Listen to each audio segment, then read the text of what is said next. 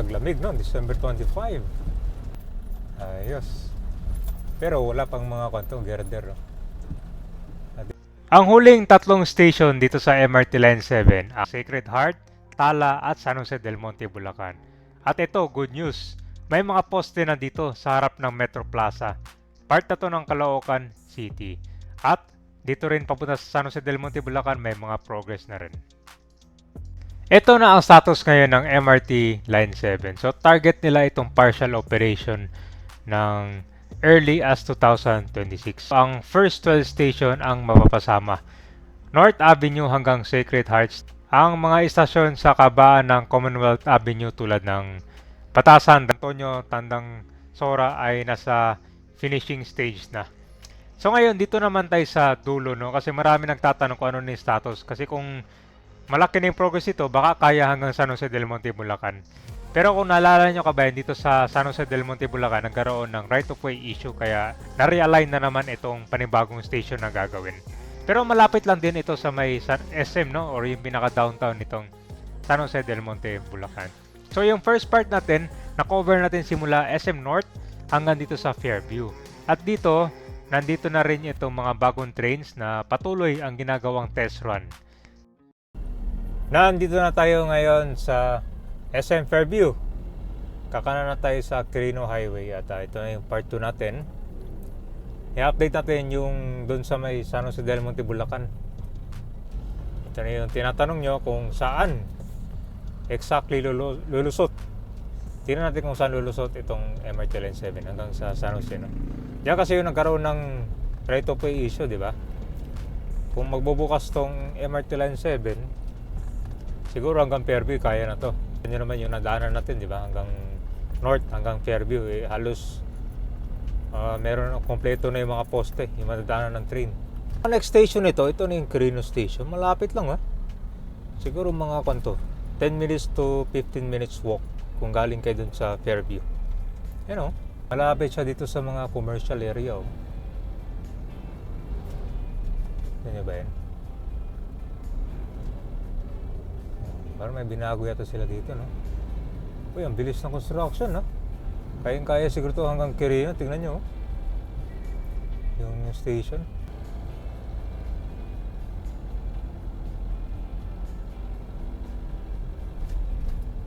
Ito sinasabi ko, mga commercial area dyan, no? Mukhang wala tinamaan dito ng mga gusali, no? Sa tingin nyo. Kasi kung talaga, parang sinagad, no? Yung bangketa dyan. Tapos dun sa kaliwa naman, no? Nandito pa rin yung mga establishment. Kung meron siguro natanggal, baka dito lang yan, no? Yan kasi yung pinakababaan ng tao. Yan, no? So yan, palitis meron kayo idea, ha? Quirino Station. Traffic din ito sa ilalim, eh. Yan guys, ito yung mga commercial area dito. Ang dami, mga bangko, ano ba ito? Fast food, Mercury, nandito na rin, no? Kaya kung talaga busy talaga, marami silang bumababa dito, yan, sigurado. Kasi itong mga bus, sakay na to papuntang San Jose del Monte rin to, eh. Sapang Palay na rin ang biyahe niyan.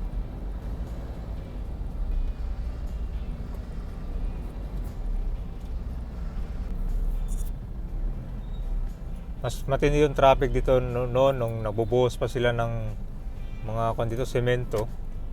Tapos gumagawa pa ng mga poste. Ngayon medyo nag-improve na, oh. Dati halos walang galawan dito, eh. Pakita ko lang sa inyo kung saan exactly dito, yung station. Pero I think yun na siguro, no? Kasi may mga ginagawa na rin sila, eh. Ito, madadaanan natin yung depot.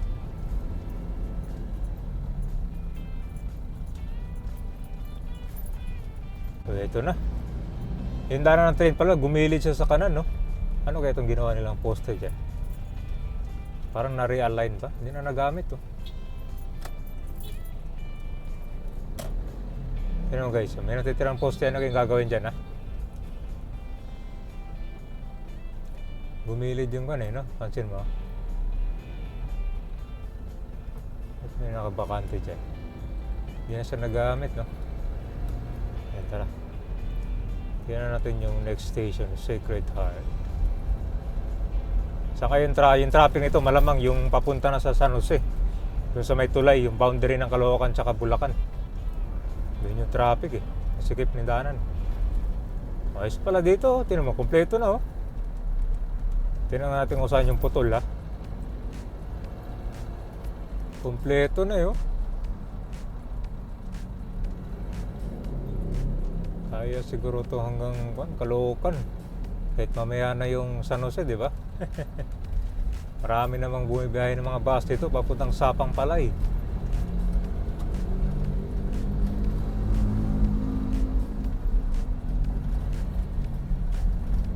Ayos guys na. Inalis na rin yung mga gamit nila sa gitna oh.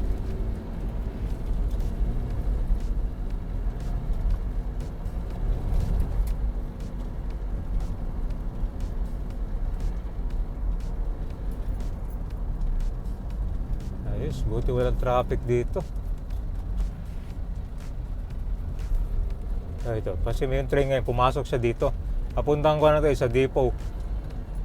Doon nakastore yung mga train for maintenance. Ayan, tumayo siya, lumapas ulit dito.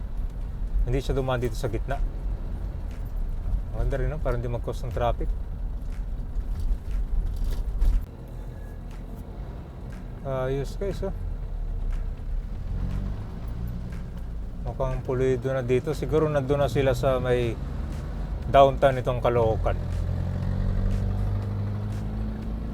Doon na siguro sila napopokus ngayon. Ano ko guys sa depot oh. Nandiyan yung train no. Ayun. Lawak na itong depot.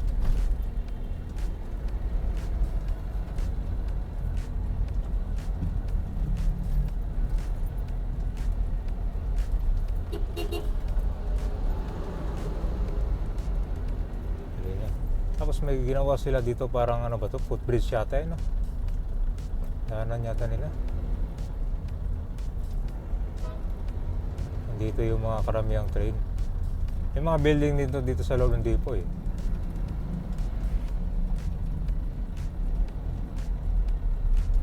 Ayun no, meron ng footbridge oh.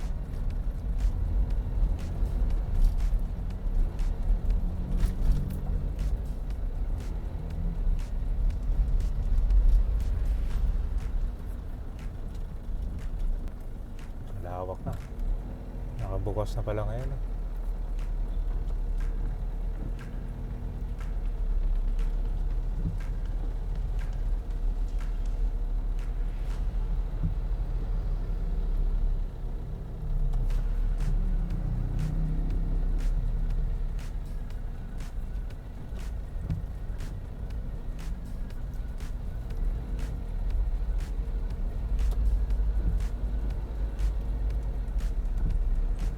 Saan kayo yung station dito ah?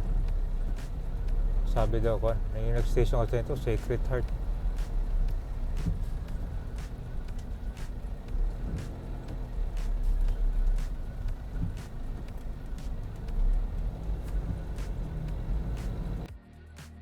So yung construction dito halos kompleto na yung madadaanan ng train. Malaki din yung depot para sa MRT Line 7. Kaya nitong maglalaman na mahigit 150 cars. Katumbas na mahigit 50 train sets yun. Grabe, ang dami pala. Tapos ito din ay magiging maintenance. Kompleto na ang struktura at para sa maintenance at repair ng mga bagon mula sa Hyundai Rotem. Yan, papunta na tayo ng Bulacan. Kung mapapansin mo dito kabayan, halos ko na pala, may mga poste na. Noong nakaraan kasi, kulang-kulang pa yung mga poste dito. Ito, bagong kawalan to. Oh. Hindi pa nalagyan ng label. Oh. Hindi pa siya ng pinturahan.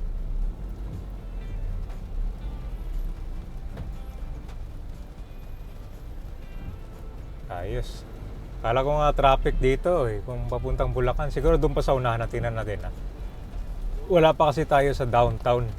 Nasa ko na tayo eh, Barangay 181. So ito, Caloocan na to siya.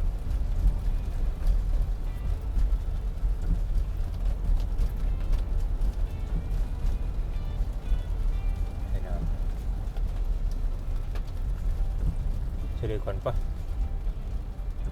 Nabutan pa tayo ng ulan dito.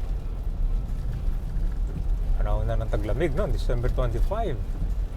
Panahon na ng taglamig in December.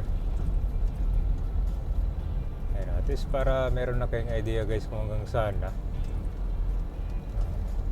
Kayang-kaya siguro to next year, no? Tapos full operational, siguro mga ilang taon ba kung isasama nyo yung Bulacan. Sa Bulacan kasi wala pang ginagawa yata di. Sa San Jose del Monte, Bulacan kasi, isa lang yung station dito. Mukhang dito natin yung traffic, oh. Bago papunta dun sa Metro Plaza.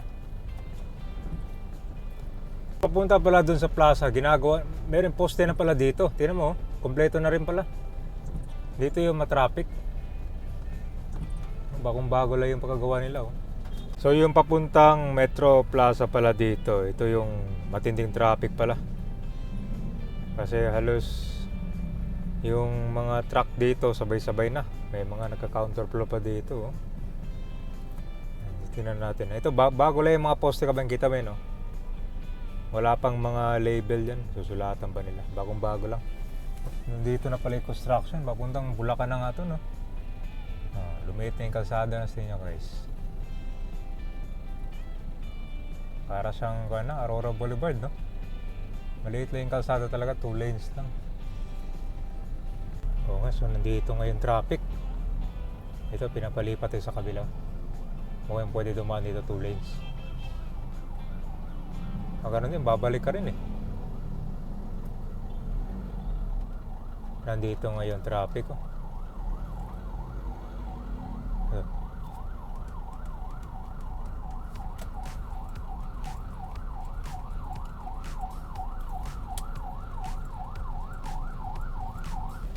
So ito na, oh.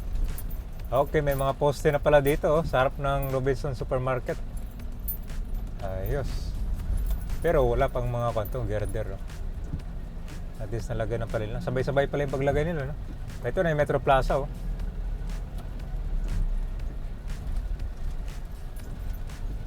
Malaki na yung progress din natin hanggang saan. Siguro hindi pala lampas sa tulay ito. Yan yung titignan natin. Lumiit na ngayong kalsada, no? Parang lumala yung traffic. Kaya pala traffic dito kasi 1 lane lang ngayon. May ginagawa sila sa kabila, eh. Kita mo yan, no? Alam ko may tatamaan dito, eh, kasi yung ibang mga bahay dyan demolish na. So talaga konting pasensya talaga kapag dumanga dito kasi traffic. So hanggang doon pala yung construction. Ito papunta na tayo ng Bulacan. So dito wala pa. Pagkatawid natin sa tulay, part na to ng San Jose del Monte, Bulacan. Yan. Pero may mga kwan dito, ano kaya to? Medyo may dinemolish sa bahay, oh. Del Monte, Bulacan. So pagkalampas rin ng tulay, ito na yung boundary nila ng dalawa. Ayan.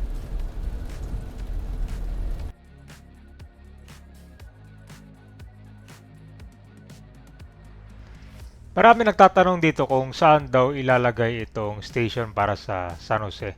Kasi dito parang nagkaroon ng right of way issue. May napabalitaan tayo dito na sa kabaan ng Quirino Highway daw. Particular na sa area na malapit sa boundary ng San Jose del Monte at North Caloocan. Hopefully kahit saan naman basta matapos na. Kasi kabayan, yan naman yung golden ito. Na malapit din dito sa may downtown ng San Jose del Monte, Bulacan. Ito na yung SM.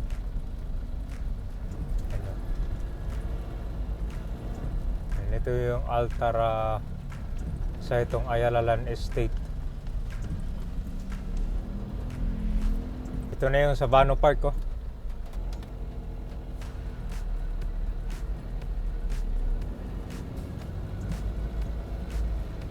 Alright, so nandito na tayo sa SM. Yan.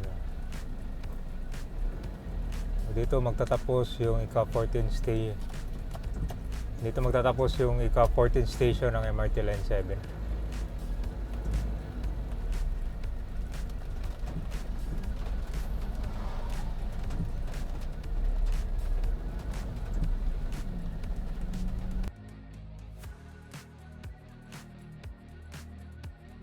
So ito po yung Savano Park at yan na po yung Quirino Highway. Sa unahan, yan po yung SM ng San Jose del Monte, Bulacan. So kahit saan siguro dito, no, pero ang source daw parang sa Quirino Highway siya ulit. Kasi parang wala siyang matadanan sa gilid kabayan kasi ito parang private na to dito, no. Marami tatamaan. Kung sa Quirino naman, pwede rin kaso liliit na yung kalsada. Yan. Tapos meron ding balita dito na magkakaroon daw ng Intermodal Transport Terminal. Yan. So ang kapasidad nito kaya niya mag-accommodate ng hanggang 60 bus na sabay-sabay. So magsisilbi itong hub para sa mga pasahero na galing sa malalayong lugar tulad ng Santa Maria, Norzagaray at iba pang bahagi ng Bulacan. So maganda rin pala ito na.